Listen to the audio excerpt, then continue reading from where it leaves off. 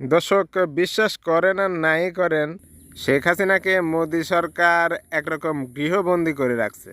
শেখ হাসিনার মেয়ে সাইমা ওয়াজেদ তিনি সেখানেই থাকেন, তিনি দিল্লিতেই থাকেন।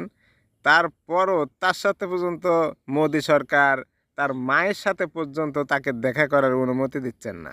শেখ হাসিনার মেয়ে সাইমা ওয়াজেদ সে একটা খুদে বার্তায় লিখেছেন যোগাযোগ মাধ্যম এক্সে। তিনি বলতেছেন যে এই দুঃসময়ে আমি আমার মায়ের সাথে দেখা করতে পারতেছি না, তাকে জড়িয়ে ধরতে পারতেছে না, আমার হৃদয় ভেঙে যাচ্ছে।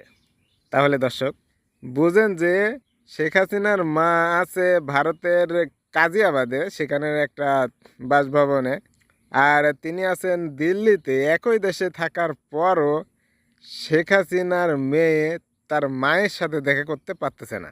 এ নিয়েই শুরু হয়েছে একরকম গুঞ্জন। তাতে স্পষ্ট বোঝা যাচ্ছে যে ভারতেও শেখ হাসিনা গৃহবন্দী অবস্থায় আছে। এক এক রকম এক এক সময় এক এক রকম খবর আসতেছে।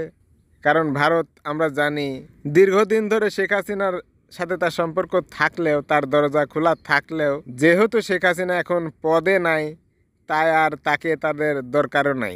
শেখ হাসিনার মেয়ে সাইমা ওয়াজেদের যে টুইট করছে তাতে স্পষ্ট বোঝা যায় যে শেখ হাসিনাকে ভারতে গৃহবন্দী করে রাখা হয়েছে। কারণ তার কড়া নিরাপত্তা দরকার। মোদি সরকার যেখানে সেখানে যাইতে পারবে, তাতে কোনো সমস্যা নাই, কিন্তু শেখ হাসিনা বাইর হলেই তার চরম নিরাপত্তার কারণে তাকে আটকায় রাখছে।